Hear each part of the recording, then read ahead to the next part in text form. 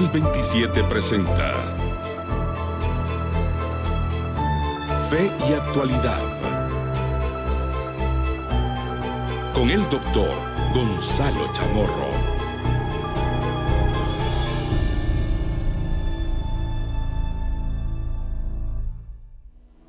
Saludos queridos amigos, soy Gonzalo Chamorro y es un placer darle la bienvenida a este espacio televisivo de Fe y Actualidad, un programa que pretende responder desde una perspectiva bíblica y teológica a los dilemas morales que nos plantea el escenario contemporáneo. Y a esa perspectiva bíblica y teológica, pues también le agregamos el elemento histórico, el elemento científico, porque es importantísimo que en el siglo XXI podamos dar diferentes respuestas sin desligarnos de la palabra de Dios a los diferentes problemas que tenemos en la actualidad, pero también es importante que podamos instruirnos a la luz de la palabra para discernir el signo de los tiempos y, por supuesto, como hemos mencionado, dar respuestas concretas al mundo en que vivimos. Y qué mejor poder reflexionar sobre una de las dinámicas y temáticas que estamos en la actualidad padeciendo, como es el coronavirus. Recordará usted que en el programa pasado estuvimos hablando de tres premisas. Uno, definimos qué es el coronavirus. En segundo lugar, estuvimos hablando sobre la historia de las pandemias. Y en tercer lugar,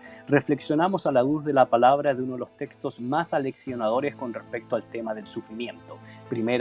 Segunda a los Corintios, capítulo 1, verso 3 y verso 4. Hoy seguiremos en esa misma dinámica reflexionando sobre precisamente cuál debería ser nuestra posición o nuestra perspectiva acerca del sufrimiento. Y por supuesto no estoy solo ni mucho menos mal acompañado y quiero darle la cordial bienvenida a los invitados que tenemos el día de hoy en su programa Fe y Actualidad. Me refiero al doctor Nelson Morales y al licenciado David López. Nelson, bienvenido a este espacio de reflexión al programa de Fe y Actualidad por Canal 27, el canal de la esperanza.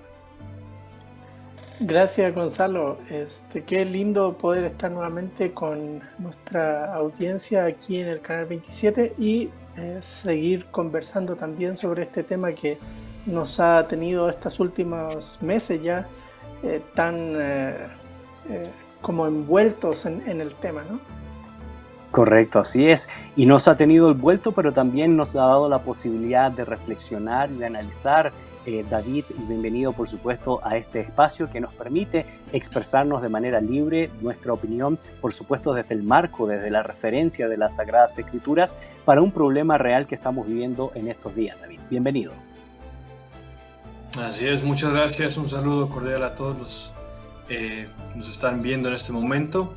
Es un gusto estar con ustedes, gracias de nuevo por la invitación. Y efectivamente, la iglesia vive de momentos, la iglesia vive de las crisis y la iglesia se vuelve fecunda gracias a estos cambios. La Biblia se puede leer de una manera diferente y facetas que teníamos olvidadas vuelven a la luz. Así que, como bien lo mencionas, es un momento bastante fértil en reflexión bíblica y espiritual. Así es. La semana pasada estuvimos dialogando, Nelson, con temáticas que son interesantes, sobre todo en la historia, y decíamos que quien no conoce su historia está condenado, por supuesto, en términos relativos a repetir los errores del pasado. Ahora, ¿por qué? Porque es importante estudiar la historia. Porque nosotros nos damos cuenta que la crisis que estamos viviendo hoy no es novedosa, por supuesto tiene sus distintivos que hacen que sea diferente a las demás, pero crisis de carácter sanitario, epidemias, enfermedades, pestes, cólera, etcétera, hemos tenido en el pasado. Así que eso nos ayuda a ver qué es lo que hicieron nuestros antepasados, qué hizo la comunidad cristiana frente a diferentes circunstancias difíciles. Y una de las cosas que pudimos rescatar es que toda crisis se constituyó inevitablemente en una oportunidad. Pero hoy nos toca recordar un poco la historia de las plagas en el Antiguo Testamento y por qué no mencionar algunas plagas que habían en los tiempos de Jesús o enfermedades en los tiempos de Jesús, como por ejemplo la lepra, que tuvo un rebrote tan importante. Pero pensemos un poco en las plagas del Antiguo Testamento, porque hay diferentes distintivos que nosotros deberíamos reconocer a la luz de las Sagradas Escrituras y para que nuestros queridos televidentes de Canal 27 puedan conocer cuál es nuestro análisis y nuestra visión de ese tema. Nelson. Bueno, hay varias palabras en el Antiguo Testamento que se traducen como enfermedad, plaga. También se traduce palabras que tienen que ver con golpes, con acciones un poco como de guerra, que pestilencia, por ejemplo, es otra palabra que ocurre en el Antiguo Testamento para describir estas enfermedades que en términos generales se atribuyen a Dios. Dios es el que manda. Por ejemplo, la primera vez que se menciona es cuando Sara está con el rey Abimelech, creo que es, y por las Correcto. mentiras de Abraham, ¿cierto? Casi ella se termina quedando con el rey y dice que Dios mandó una plaga a ese rey para impedir que ella fuese tomada por mujer. Así que ahí vemos a Dios cuidando a Sara, mandando una plaga para protegerla y hacer entender a Abraham que él era el que tenía el control. Así en el resto Exactamente. del Antiguo Testamento vamos viendo, quizás las más famosas son las 10 que hace que el rey de Egipto finalmente expulse a Israel y los israelitas salgan rumbo al desierto y de ahí a la tierra prometida. Pero en los mismos libros del Pentateuco uno ve que Dios promete librar de plagas si las personas son obedientes a Él y Correcto. enviar plagas si las personas desobedecen. Y esa temática va a desarrollarse también luego con los profetas. Los profetas van a Así estar es. mostrando muchas veces esa dinámica. Y quería mencionar y recalcar este elemento final que has mencionado, Nelson, porque precisamente muchas plagas, por ejemplo, en Éxodos 8, del 12 al 13, son retiradas por la respuesta a la oración del pueblo, por la respuesta a la oración de los profetas, por la respuesta a la oración de un pueblo que se encuentra acongojado por determinadas plagas, determinadas enfermedades o determinadas circunstancias pues, que van aconteciendo en la historia de la salvación, en la historia del Antiguo Testamento, Nelson. Sí, y hay que recordar que es una época donde no hay la medicina que nosotros conocemos hoy, la medicina moderna Ujú. con antibióticos y cosas así. Así que las enfermedades que brotaban eran difícilmente controlables y Correcto. fácilmente cerca del 40-50% de las muertes en esa época se debían a enfermedades eh, que quizá hoy nadie se alarmaría por ellas. Así que Ujú. ahí está el Señor eh, teniendo control de la naturaleza, incluso de las enfermedades que Él, como acabo de decir, mostraban signos de la bendición de Dios, como la ausencia de enfermedades, o un signo de Dios señalando a su pueblo, en particular a Israel, porque Dios había establecido un pacto con él y su pueblo debía lealtad a Dios. Y sobre esa base de la lealtad al pacto es que Dios va a librarles o enviarles enfermedades, pero de otros pueblos no se menciona nada, salvo en aquellas ocasiones en que Dios castiga, por ejemplo, a los filisteos con la plaga Ujú. esa de los hematomas, no sé qué cosas les pasaban en la piel ahí con los ratones por haberse Sí, quedado con el arca, ¿cierto? que es Y muy, que es otras muy que... parecida sí, que es muy parecida a la peste bubónica de la Edad Media, con esos hematomas que surgían en todo el pueblo. claro. Ahora llama mucho la atención, David, de que Nelson mencionó uno de los elementos más interesantes del Antiguo Testamento, como es precisamente las famosas 10 plagas que se mencionan en el libro de Éxodo y el sufrimiento generalizado que se provocó en ese relato bíblico. Ahora llama mucho la atención lo que acontece con los primogénitos y esa realidad que ha servido en estos días para poder interpretar el propósito, ¿verdad?, de una plaga, porque ahí tenemos una doble visión. Por un lado, los egipcios leen las circunstancias que están aconteciendo por las plagas, por la muerte de los primogénitos en Egipto, a causa de la dureza del corazón del faraón. Y por otro lado, la otra interpretación es precisamente la liberación que Dios está dando al pueblo. Así que hay dos dimensiones, hay dos temáticas que nos podrían llamar mucho la atención en este proceso de entender la historia de las plagas y su propósito teológico, su propósito educativo para la nación de Israel, su espiritualidad, a su adoración y a su oración. Así es, a mí me llama la atención que en el relato del Éxodo, la primera confrontación que tenemos de un gato sobrenatural ocurre cuando Aarón vuelve su vara en serpiente. Y nos cuenta el relato bíblico que los hechizos del faraón logran también hacer lo mismo. Sin embargo, el desenlace, ¿no? La serpiente de Aarón termina devorando las demás serpientes. De Moisés. Ahora, con la vara de Moisés. Ok, ajá. Con de las plagas, ya no sucede lo mismo, ¿no? Y por ahí antes ya la hipótesis de que cada plaga representaba un dios falso de los egipcios, lo cual no es del todo cierto, pero sí hay algo importante ahí, ¿no? Lo que Dios quería evidenciar era su soberanía sobre todo lo que ocurría, ¿no? Su soberanía básicamente nos lleva a la idea de lo que Dios le decía a Moisés, ¿no? El título que él utilizaba, yo soy el que soy. Y el nombre que él le decía, el que le declaró a Moisés, les dirás que el yo soy te ha enviado. Entonces, para mí me llama muchísimo la atención en el caso de las plagas de Egipto, y ahí lo conecto con nuestra realidad, y creo que lo comentamos la vez pasada. Creo que si algo podemos destacar es Dios como centro y como fuente última de vida, y Dios como el único que puede dar y quitar la vida.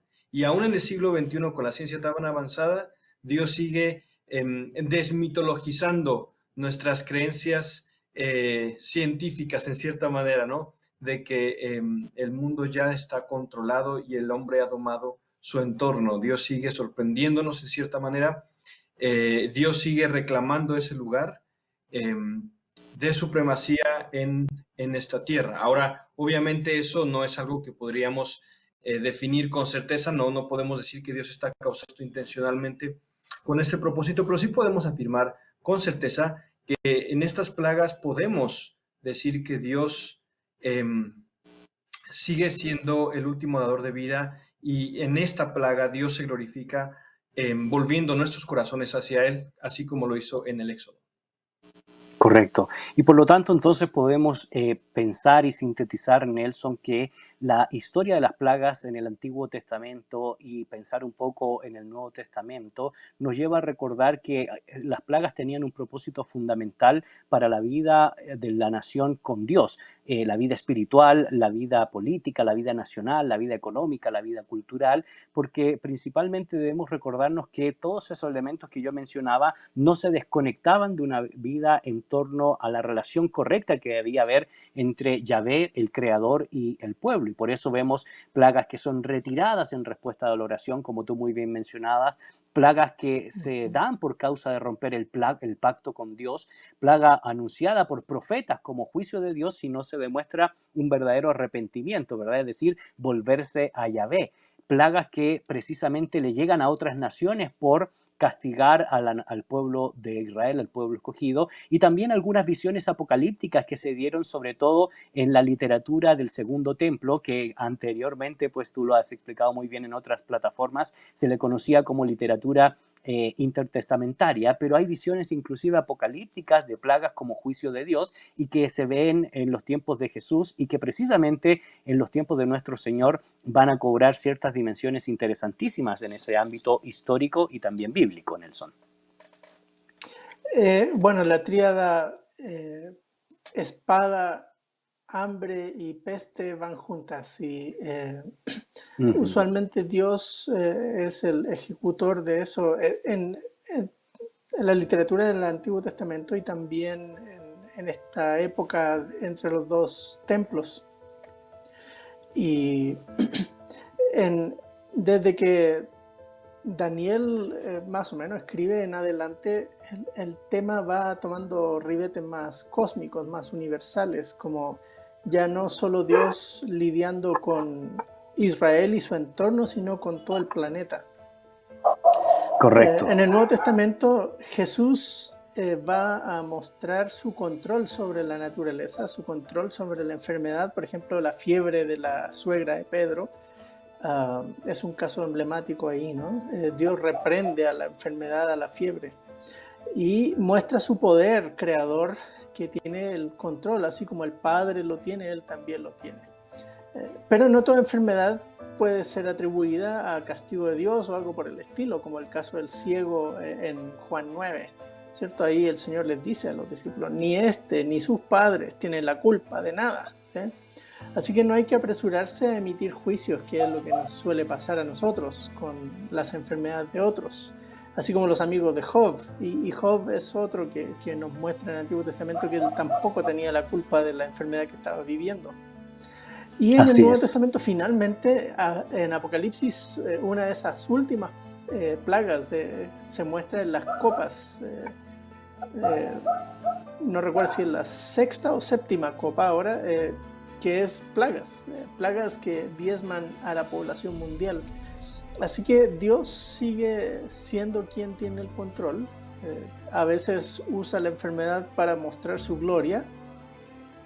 En otras ocasiones usa la enfermedad como señal de castigo, y en otras ocasiones como señal de misericordia. Dios rescata a las personas desde su enfermedad, o en otras ocasiones Dios le dice, como a Pablo, bástate mi gracia, porque mi poder se perfecciona en tu debilidad. Y eso nos debe llamar mucho la atención y haremos una breve pausa. Sin embargo, nos plantea un buen punto Nelson, sobre todo de cómo podemos nosotros interpretar la cosmovisión cristiana en cuanto a la respuesta que deberíamos dar respecto a por qué el ser humano sufre por esta pandemia y precisamente por el coronavirus. Queridos amigos, no se desconecten de la sintonía de Canal 27, el canal de la Esperanza. Este es su programa Fe y Actualidad. Regresamos en un momento.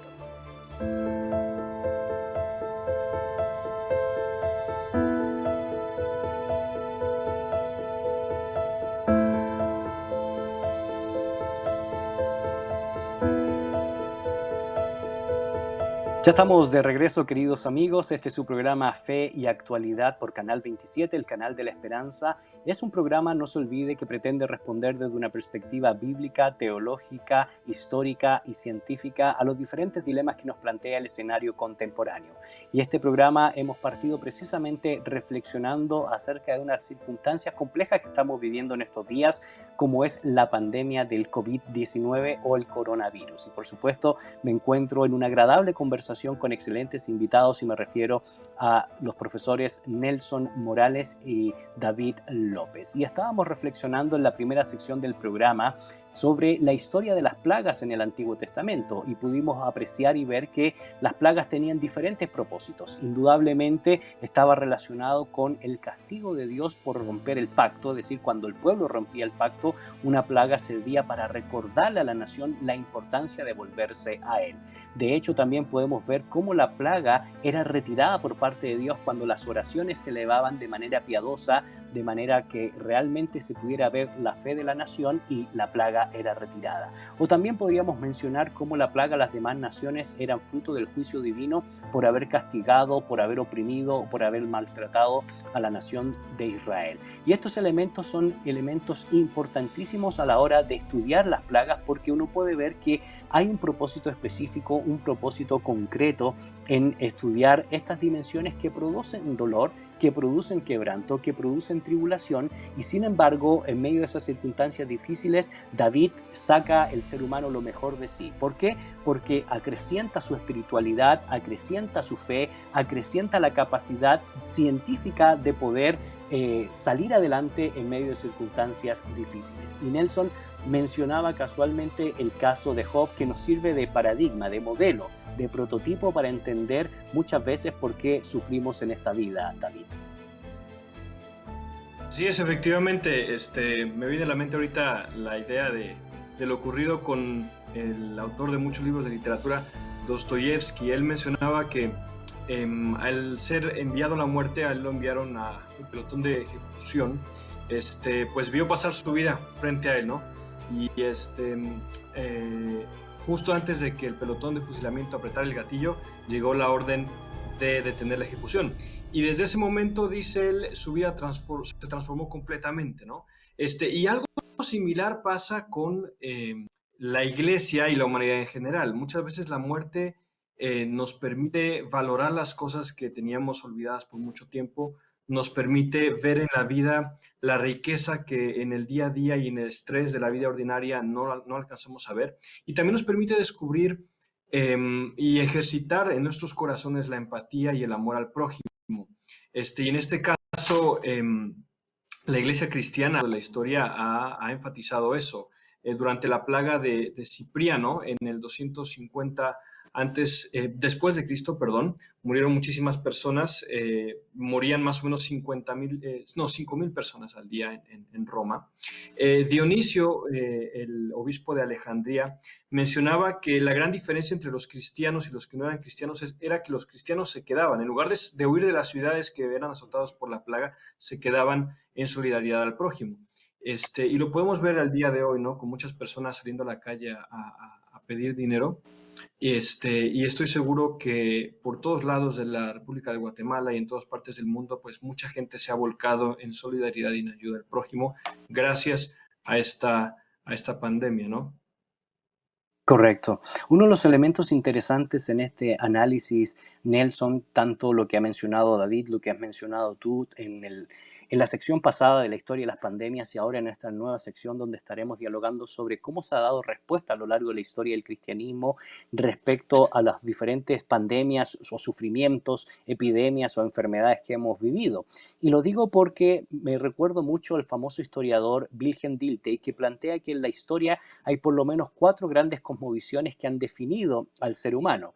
Está la cosmovisión de la mitología, la cosmovisión política, la cosmovisión religiosa y específicamente la cristiana, y está la científica. Llama mucho la atención que en los últimos años, para poner aproximadamente unos 70 años, la cosmovisión científica era la que más permeaba el etos mundial, la dinámica cultural, y sin embargo el coronavirus ha puesto en jaque, todavía no en mate, pero en jaque el paradigma científico. Y hay un retorno, por supuesto, a otros paradigmas y a otros modelos que han intentado explicar cómo se debería responder a estas circunstancias. Ellas es cómo el cristianismo precisamente ha entendido el dolor, le ha dado una respuesta bíblica y teológica al dolor, y sin embargo, en medio de esas múltiples comprensiones de cómo se debe de responder, han habido también algunas premisas que a veces se alejan un poco del texto bíblico. Yo quisiera que reflexionáramos sobre una dinámica que a mí me parece muy interesante, porque he escuchado, y sobre todo en estos días en las redes sociales, la idea de un Dios que anda con una agenda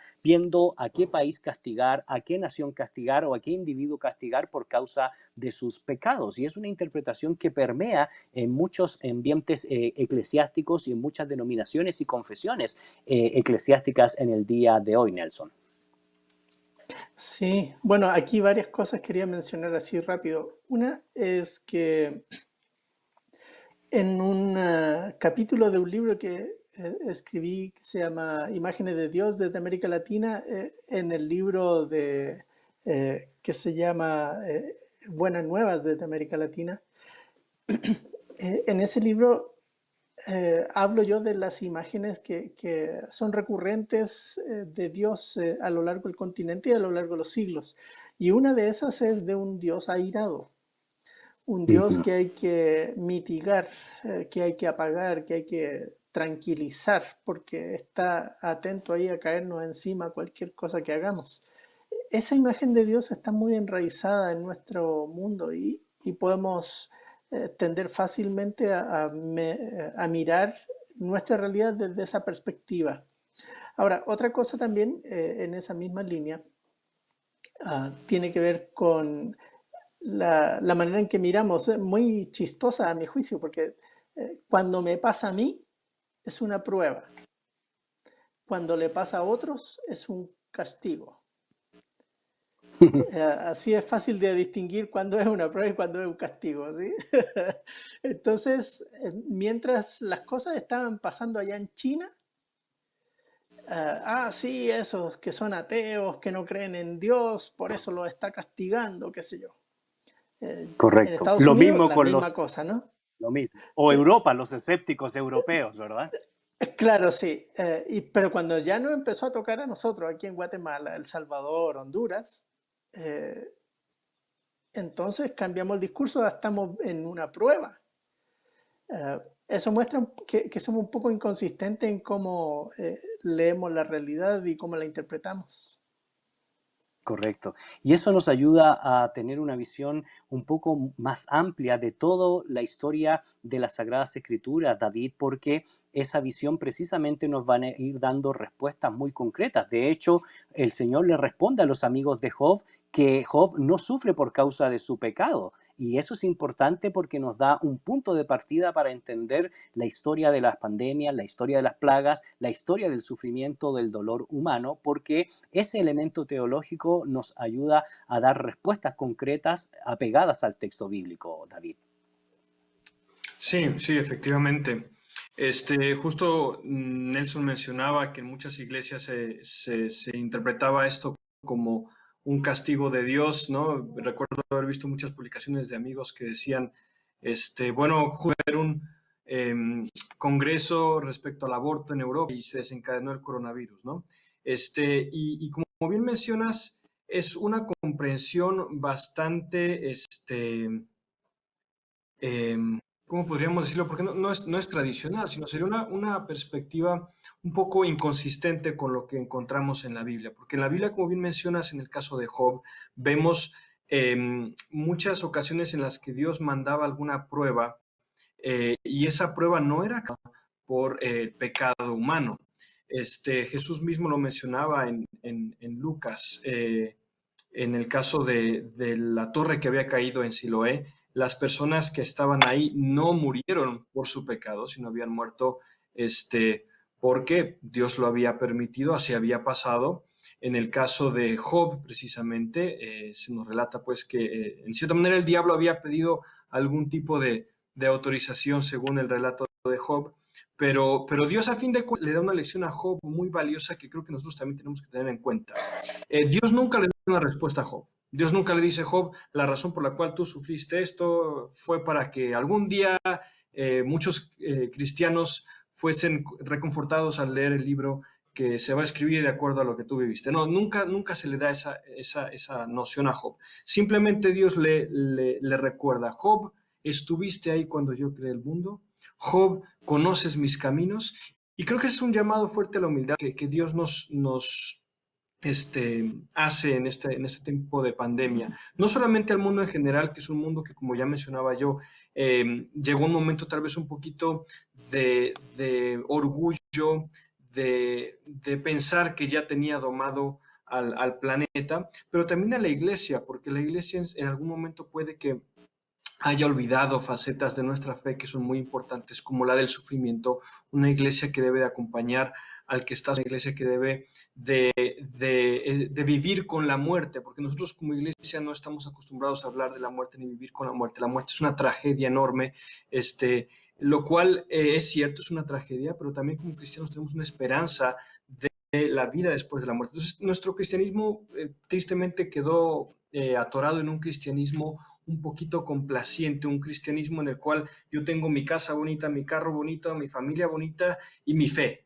¿no? Y realmente la fe cristiana es mucho más que eso. Y Correcto. creo que es un llamado también a devolver a nuestra fe donde había estado en los primeros siglos.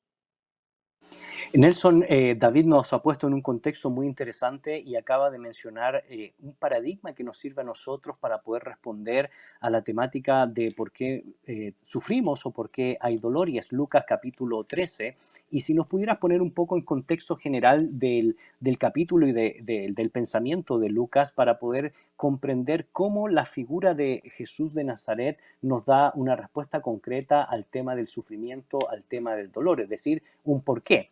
Y sin embargo, antes de que tú me des esta opinión y esta respuesta, yo quisiera clarificar que con esto no estamos negando que en las Sagradas Escrituras hay juicio y hay castigo por causa del pecado humano, para nada. Lo que sucede es que cobra una nueva dimensión, sobre todo con el mensaje de Jesús en nuestro Señor, Nelson. Buen punto. Mira, Lucas viene conversando con los discípulos de qué significa ser un discípulo de Jesús. Y uno de los temas que él les ha subrayado en el camino hacia Jerusalén, que es la sección donde se encuentra este pasaje, es que el arrepentimiento es esencial. Un discípulo de Jesús comienza su camino con Jesús por medio del arrepentimiento. Y si no hay arrepentimiento, no hay perdón y por lo tanto no hay esa relación cercana con Jesús. En ese escenario hay personas que van a tratar de justificarse que lo que les pasa a otros es porque algo hicieron. Y como a ellos no les pasa nada, entonces no tienen de qué arrepentirse. Y ese es el contexto de este pasaje del capítulo 13, versículos 1 al 5. Estas personas Correcto. quieren arrepentirse, ¿cierto? Y buscan alguna excusa. Y de hecho, Jesús lanza esto porque gente vino a decirle, mira Jesús, lo que pasó con Pilato, no tenemos idea bien qué es lo que pasó, pero Pilato no era tampoco una persona así muy cándida, afable, ¿sí? Era un tipo medio maleante. No era una blanca paloma. No sabemos, sí, no sabemos exactamente qué hizo, pero la gente, imagínate, la gente lo estaba viendo, no sé cuánta, pero gente que se acercó a preguntarle a Jesús si eso que les había pasado era porque ellos habían pecado, por eso es que Dios los castigó en este sacrificio que mezcló la sangre de la gente con el sacrificio que iban a presentar. Y Jesús ilustra con otra situación que ha pasado hace poco tiempo atrás, no sabemos tampoco cuánto tiempo, lo de la torre de Siloé, resaltando lo mismo, ¿sí? Nosotros no tenemos como seres humanos la facultad de mirar a través de la realidad y poder decir con total certeza, esto está pasando porque Dios está castigando a estas personas porque ellos hicieron tal o cual cosa. No sabemos. Y la historia de Job, como bien lo señaló David, nos recuerda eso, ¿sí? Nosotros podemos caer en la actitud de los tres amigos de Job o del joven que llega al final y es el más arrogante de todos y critica a Job, critica a los otros amigos y después Dios ni siquiera lo menciona. Cuando Dios aparece y confronta a Job y a los amigos, ni siquiera vuelve a mencionar a ese jovencito engreído ahí que se atrevió a juzgar a los demás. Eso podemos hacer nosotros al equivocarnos. Y de repente miramos a Europa, miramos estas cosas que están pasando en Estados Unidos y decimos, sí, es que se olvidaron de Dios, no sé qué. Pero hay muchísimos cristianos que también están falleciendo por la enfermedad. Entonces, ¿qué vamos a decir de esas personas? Correcto. Volvemos a caer en esas inconsistencias de la evaluación, que es lo que decía yo hace un rato atrás. Qué interesante este paradigma que nos plantea un elemento sumamente importante a la hora de pensar la respuesta de por qué sufrimos. Y el Señor Jesucristo, como ya mencionó David, como ya mencionó Nelson, nos recuerda que el sufrimiento de los galileos a manos de Pilato y el sufrimiento de los 18 judíos que se encontraban cerca de la torre de Siloé y les cae encima, la pregunta es, ¿qué? ¿Estos murieron porque eran más pecadores? De ninguna manera, dice el Señor. Más bien, el propósito es que la gente, al ver las circunstancias difíciles de la vida, puedan volverse al Señor, que haya un genuino arrepentimiento y que podamos construir una fe, una comunidad que acompañe al desvalido, que acompañe con generosidad a aquellos que sufren. Queridos amigos, tendremos una pequeña pausa. Estamos en su programa Fe y Actualidad, aquí por Canal 27, el canal de la esperanza. No se desconecte, volvemos en un momento.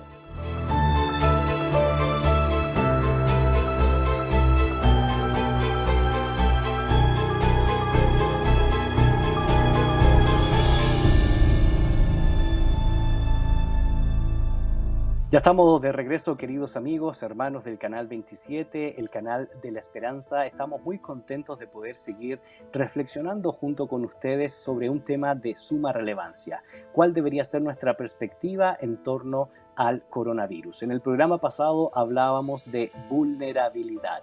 Hoy estamos hablando de cómo nosotros deberíamos interpretar la pandemia, deberíamos interpretar el dolor, deberíamos interpretar el sufrimiento, y lo vimos en la primera sección del programa haciendo una breve mención de las historias de las plagas, la historia de las enfermedades que se dieron en el Antiguo Testamento.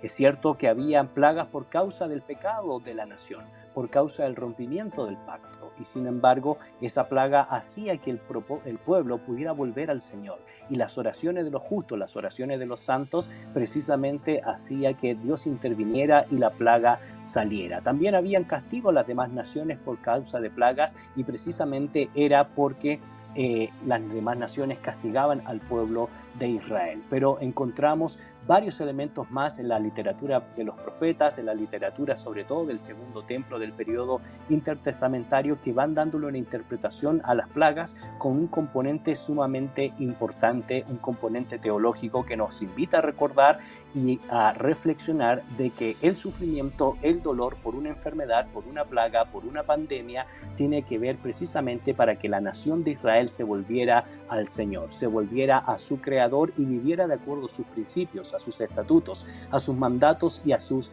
decretos. En la segunda sección del programa lo que hicimos es ver cómo el cristianismo ha interpretado el tema del castigo divino. Y llama mucho la atención que en muchas ocasiones, como decía Nelson, como decía David, tenemos la tendencia de juzgar lo que nosotros vivimos cuando estamos viviendo precisamente un mal como una prueba, y cuando lo otro está pasando por una tribulación, lo vemos como un castigo, recordando que no es correcto que nosotros veamos la paja en el ojo ajeno, sino más bien podamos ver primero qué está aconteciendo con nuestras propias vidas. Y poníamos varios ejemplos de cómo algunos han dicho que de seguro la pandemia existe porque China es un país ateo, un país o una nación atea, y por eso Dios la está castigando. Pero Nelson nos recordaba que en China hay una buena comunidad de cristianos, y de hecho el crecimiento de la población cristiana es importantísimo en estos días, sobre todo por una excelente labor misionera. O podríamos decir lo mismo, Estados Unidos, un país que supuestamente se funda con principios evangélicos o protestantes, y como los ha dejado, entonces hoy está siendo castigado. Europa, un continente, o los países europeos que son escépticos y abandonaron a Dios, están recibiendo el castigo por la pandemia. Sin embargo, nosotros reflexionamos en Lucas capítulo 13, verso 1 al 5, que el Señor Jesucristo nos sugiere que pues estos sufren más por causa de su pecado, de ninguna manera. ¿Cuál es la temática? ¿Cuál es la dinámica? Pues comprender que el sufrimiento, el dolor, es para que usted, para que yo nos podamos volver al Señor, que podamos arrepentirnos y que podamos encontrarnos con el único Dios que nos da esperanza de vida, y no solo vida en esta tierra, sino también vida eterna. Y esto nos lleva a un tercer punto, Nelson, para reflexionar sobre el amor de Dios. ¿Cómo podemos entender hoy el amor de Dios en medio de la pandemia del coronavirus? Volvemos nuevamente al texto que trabajamos la semana pasada. En medio del sufrimiento, Dios nos permite reflexionar y buscar su consuelo, y desde ahí consolar a otros. Pensaba también en otro paradigma que tiene que ver con quién es el Dios en quien creemos. En el Salmo 121 dice el salmista: alzaré mis ojos a los montes, ¿de dónde vendrá mi socorro? Mi socorro viene del Señor, creador de los cielos y la tierra. En el argumento que realiza Dios con Job, Dios vuelve a la misma situación. Le va a decir: estuviste ahí cuando yo hice esto o aquello, refiriéndose a la creación y al control que Él tiene sobre la naturaleza. Y en todas esas preguntas que Dios le hace a Job, Job no tiene otra respuesta que no estuve ahí, no tengo idea. ¿Sí? Dios es soberano, y debemos aprender a descansar en eso. Y es un soberano que no es, como decíamos en el espacio anterior, un soberano que anda mirando cómo caernos encima con el cuadernito anotando cosas, como decías tú, sino que es un Dios amoroso, que cuida a su pueblo, que mira la aflicción de sus pueblos y no cierra los ojos. Él está atento, como dice en Santiago, que el clamor de los jornaleros sube hasta los oídos de Jehová de los ejércitos, y Él está listo para castigar a esos ricos impíos que han estado oprimiéndolos. Eso también es válido pensar desde esta perspectiva de la enfermedad que está abatiéndonos, y lo que empieza a ser más patente, la presión económica que estamos viviendo. Dios no se ha olvidado, y debemos mantener esa confianza puesta en Él, que Él es quien va a estar ayudándonos en medio de las circunstancias. Así es. Y una de las cosas, Nelson, que me gustaría que pudieras pensar antes de seguir conversando con David, es que llama mucho la atención que en estos tiempos de dificultad económica, sobre todo en nuestra nación, en Guatemala, donde mucha de la economía es economía informal, así como Dios nos ama y nos provee, también nos hace una invitación a que nosotros podamos ser generosos. Pero ya retomamos ese tema contigo porque David Nelson ha mencionado un elemento sumamente importante y es recordar cómo nuestro Dios amoroso se preocupa de nuestras dificultades, se preocupa de nuestro dolor, lo comprende de hecho porque lo ha sufrido en la cruz del Calvario. Es innegable ese paradigma de la cruz, ese modelo de la cruz que nos da a nosotros un punto de partida importantísimo para comprender el dolor porque Dios lo entiende, comprender el sufrimiento porque Dios lo ha percibido y lo ha recibido en su propio cuerpo. Y eso nos recuerda no solo esa dinámica del Nuevo Testamento, sino también cómo en el Antiguo Testamento y específicamente los salmos, como por ejemplo el 46, palabras del Señor, Dios es nuestro refugio y nuestra esperanza, perdón, palabras del salmista, y nos recuerda que Él siempre está dispuesto a ayudar en tiempos de dificultad, David. Así es. Mira, creo que en muchas ocasiones tenemos ciertas imágenes reducidas de Dios, este, que las sacamos de lugares donde en las escrituras efectivamente se muestran ciertas facetas de Dios, pero nos quedamos en esa faceta. A lo que me refiero a esto es, por ejemplo, en el caso de Dios en el Antiguo Testamento, castigando de muerte al que tocara el arca del pacto, o el Dios que había enviado el diluvio, pero olvidamos que ese Dios que tenía esos actos, en muchas ocasiones, incluso en esos actos, eran actos de misericordia. Y en esos actos también Él tenía él sufría, él tenía dolor. Me gustaría remarcar el caso de Jeremías en el versículo 20 del capítulo 31. Él está hablando acerca del castigo que vendría o el castigo que en un futuro ya habrá pasado, pero menciona en el versículo 20 mis entrañas se conmovieron cuando castigué a Efraín. Literalmente mis entrañas se conmovieron en la versión Reina Valera. Entonces, olvidamos que si bien hay momentos donde las escrituras hablan del castigo de Dios, incluso en el castigo de Dios había misericordia. O en el caso mismo de la cruz, ¿no? Tú mencionabas el Dios que había sufrido. Y en nuestra imagen clásica tenemos a Dios abandonando a Jesús en la cruz, Jesús sufriendo toda la ira de Dios, el castigo llevándole a sus espaldas y Dios dándole la espalda a su hijo airado. Y yo creo que una imagen muy clara que tenemos en la escritura que deberíamos de reemplazar en lugar de esa imagen de Dios airado sería la de Abraham a punto de sacrificar a su hijo, ¿no? Abraham al momento de sacrificar a su hijo no estaba gozoso, no estaba feliz. Y yo creo que nuestro Padre Celestial, al momento de que Cristo estaba en la cruz, también estaba sufriendo.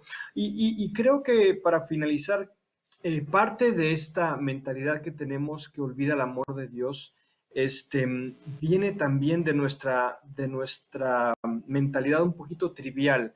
A lo que me refiero con esto es, el pueblo de Israel erró al blanco porque olvidó su misión. Dios los había escogido no por ser escogidos, sino los escogió con una misión muy clara, ser luz a las demás naciones. Y como iglesia a veces nos quedamos estancados en el ser escogido, y esa misión incluye el amor de Dios, incluye lo que tú mencionabas, la solidaridad con nuestro prójimo. Y el amor de Dios es para todos. El amor de Dios está con aquel que está sufriendo, aquel que está descarriado, que es ateo, que no es cristiano, el que es budista, el que es musulmán. Y Dios sufre cuando estas personas se enferman, cuando estas personas padecen hambre, porque Dios también nos ha creado y Dios los ama y está esperando que nosotros también cumplamos con nuestra parte de la misión de alcanzarlos a ellos. Entonces, el amor de Dios creo que revitaliza todo. Cuando entendemos el amor de Dios correctamente, entendemos que en las escrituras no se nos muestra únicamente un Dios airado, es un Dios que incluso en el castigo muestra, y es un Dios que también nos ha llamado con una misión, que es ser luz a las demás naciones, no solo como mi pueblo escogido por Dios para que nosotros seamos su pueblo especial, sino ese pueblo escogido por Dios a las demás naciones y mostrar ese amor de Dios. Correcto. Y en ese sentido, Nelson, este amor se puede ver reflejado en estos días de manera específica en circunstancias donde tristemente ya estamos viendo gente padecer hambre por causa de no poder trabajar, por el salario diario o por el jornal, y llama mucho la atención las diferentes parábolas que hemos reflexionado en otras ocasiones o que podríamos reflexionar más adelante sobre el jornalero y las dinámicas de los jornaleros, y así sucesivamente varios ejemplos a la luz de las Sagradas Escrituras podríamos mencionar. Sin embargo, un punto importante que hemos planteado en esta tercera sección del programa es que si Dios nos consuela y Dios nos ama, el llamado es que nosotros podamos consolar a otros y podamos entregar amor a otros. Y como decía David, no necesariamente dentro de nuestra comunidad, que es un elemento importante, sino también a todos aquellos que no pertenecen a nuestros círculos, como por ejemplo un ateo que necesita de amor porque está sufriendo. Sí, y pensaba en otro tema que hemos reflexionado también en el Instituto Crux, es sobre la generosidad en tiempos de crisis, de coronavirus. Um, y el caso de Pablo en 2 Corintios es un buen ejemplo de eso. Pablo estaba tratando de juntar la mayor cantidad de ayuda posible para llevar a las personas que en Jerusalén estaban sufriendo hambre, producto de una hambruna que, no sé, una sequía o algo, pudo haberla producido. Y insta a los corintios a que ellos sean sensibles a la necesidad igual como él lo es, ¿sí? Que ellos sean espontáneos en su generosidad para que cuando él llegue no estén ahí viendo cómo resuelven el asunto simplemente con cumplir con Pablo. Y también la generosidad debe ser abundante, que muestra la gracia de Dios. Y eso llamado es también para nosotros. Nosotros somos seres en comunidad. No somos pequeñas islas en un archipiélago que se llama Guatemala. Al contrario, Guatemala es un país que está compuesto por personas que vivimos una frente a la otra, que nos conocemos, tenemos hijos en el mismo colegio, tenemos compañeros en el mismo trabajo, etc. Y el Señor nos reta a cada uno de nosotros a mostrar esa compasión del Señor a través de nosotros mismos, siendo sensibles a la necesidad del otro y en la medida de nuestras fuerzas poder ayudar al que está necesitado también.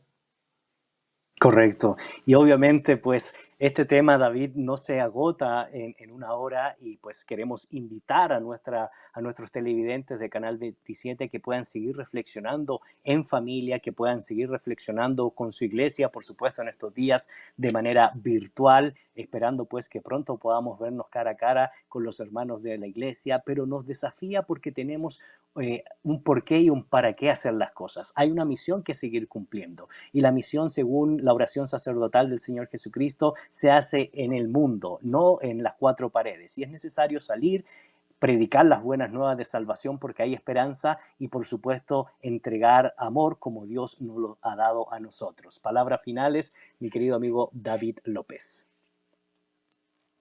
Así es, Gonzalo, como bien lo mencionabas, este tiempo es un tiempo en el que como iglesia nos toca reflexionar seriamente acerca de nuestra misión. Ya mencionaba yo de las palabras de Dionisio de Alejandría, y lo mencionábamos la vez pasada de Martín Lutero.